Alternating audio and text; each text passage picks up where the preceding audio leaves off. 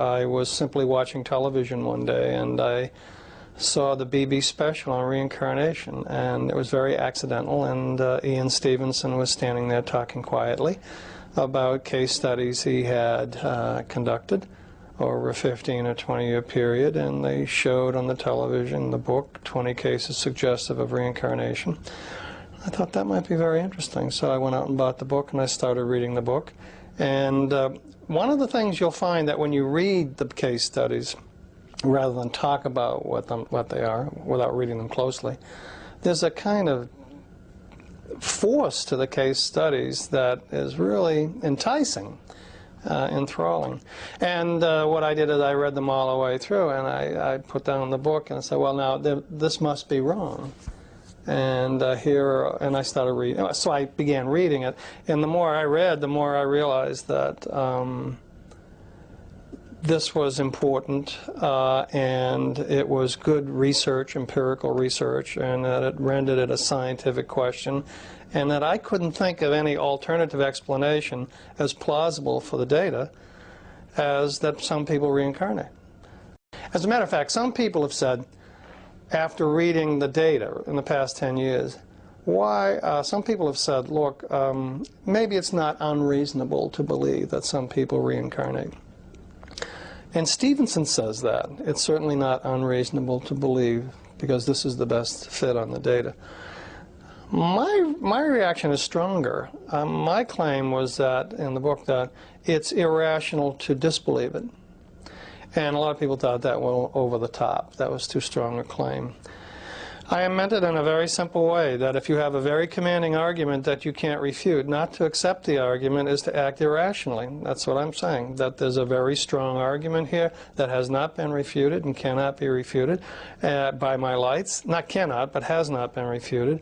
And it's irrational not to accept it, and the conclusion of that is some people reincarnate. Meaning, by implication, that human beings are more than their bodies, that human personality in the end is not reducible to a statement about biochemical states, brain states, biological properties produced by brain states, or anything like that. Well, what follows is that human personality, as we know it, cannot be adequately understood in terms of classical standard psychology, which works on a purely materialistic basis. In other words, to explain human behavior, why people do what they do, on a purely materialistic model, which we typically do, will leave important things out. Because if human beings are more than their bodies, and their minds are causally relevant in producing their behaviors, and the minds are not simply brains, then to explain the behavior you have to appeal to causes that are quite unlike anything people in standard psychology talk about. So one of the implications of this would be that there's something wrong with psychology as we know it on a purely physicalistic model, that it will not be able to succeed in explaining these kinds of cases, and probably not a number of others. So, in other words, if this data is acceptable, it shows that our way of explaining human behavior has to break out of the existing paradigm. It also suggests that there's some incredible mysteries here about human nature that we can't begin to fathom. Stevenson is the prime mover of the data, because he's made it a research project for 30 or 40 years of examining children and seeing whether their claims to have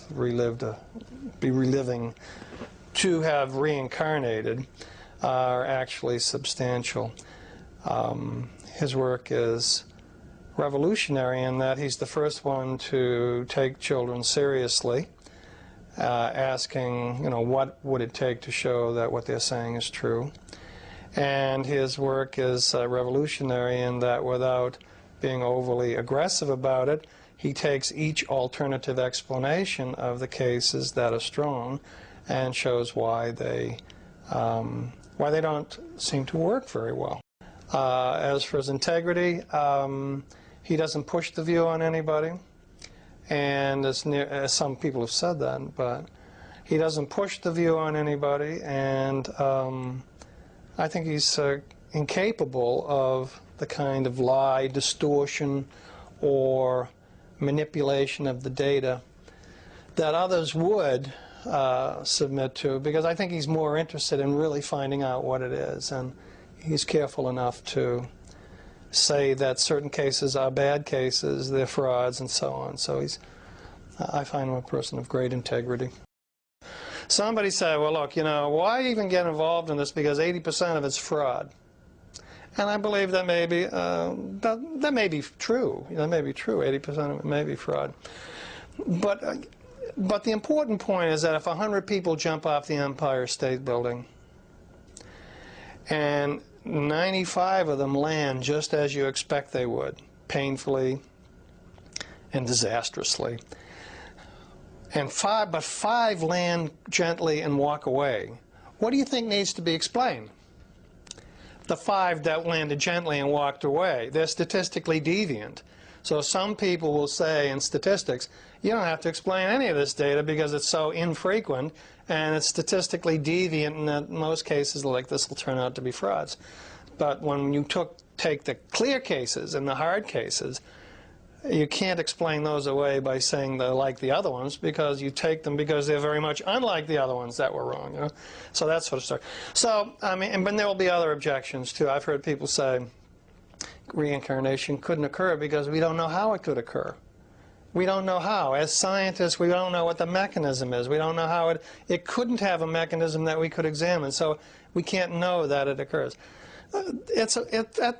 As objections go, that certainly leaves a good deal to be desired, because you may not know how something occurs but have plenty of evidence that it occurs. I don't know how Slewfoot won the 5th race at Hialeah, but I can know that he did very easily.